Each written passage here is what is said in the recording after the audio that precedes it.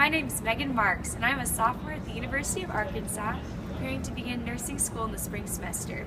I'm originally from Austin, Texas, and I've thoroughly enjoyed living in Arkansas to go to school.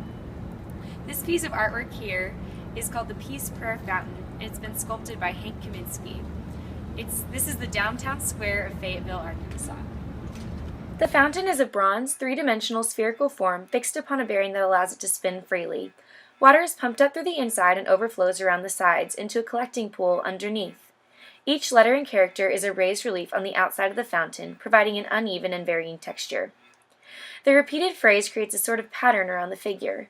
The prayer is represented to be physically larger in the sphere on some areas other than others, which may seem to put an emphasis on certain languages relative to others. However, this variation seems to be simply for aesthetic value.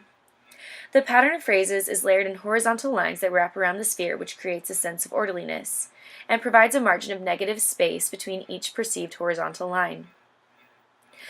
I think that the art methodology represented by this sculpture would be that of semiotics, which is an analysis of how visual aspects of the piece represent symbolic concepts.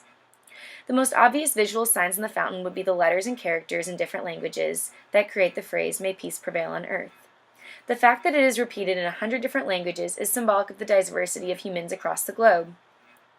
Language is a fundamental building block of culture, driving the daily functioning of life, and is passed down from generation to generation by people within a culture.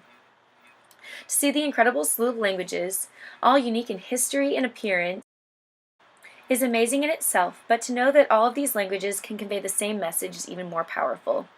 Kaminsky conveys through this piece that even with so many differences in cultures around the world, peace is a universal desire. I interpret this message to be coded implicitly within the physical attributes of the fountain, and so I believe that Kaminsky's methodology is semiotic. The history of this sculpture dates back to the Stone Age, over 1 million years ago, when people would carve weapons and tools out of stone. We know from the Paleolithic sculpture, Venus of Willendorf, that in approximately 25,000 BC, humans were creating sculpted artwork for aesthetic purposes, and not just for everyday use. The Peace Prayer Fountain can be considered both a sculpture in the round, because its spherical shape had been carved from original form, as well as a sculpture in relief, because the prayer is chiseled out of the spherical sculpture. The fountain greatly contrasts much of Hellenistic, classical, and Renaissance artwork, which prominently featured the human form in sculpture. Nor would the fountain be considered abstract work because it is rustic, and the message is not meant to be interpreted as something other than peace. I believe that the most modern aspect of Kaminsky's fountain is the globalistic idea that it can be relevant to every individual across the globe at any given time.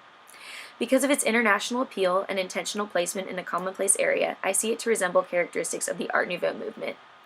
The sphere still appears ancient by its rough texture and deep bronze earth tone color, and it is covered in languages that have been created and developed throughout various points in time since then.